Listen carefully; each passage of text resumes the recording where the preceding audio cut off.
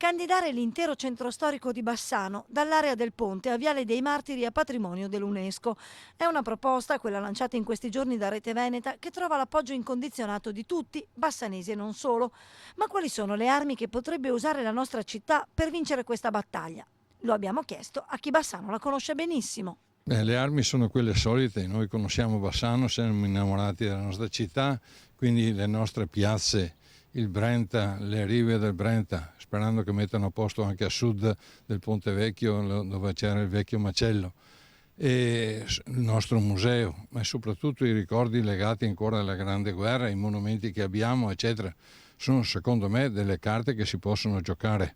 Adesso io non conosco quali sono i vincoli che eventualmente metterebbe l'UNESCO, bisogna valutarlo assieme e questo ci penserà certamente l'amministrazione e le associazioni che stanno promuovendo questa iniziativa che secondo me è lodevole, insomma. Però noi non possiamo che dire bene di Bassano, speriamo lo dicano anche gli altri, insomma.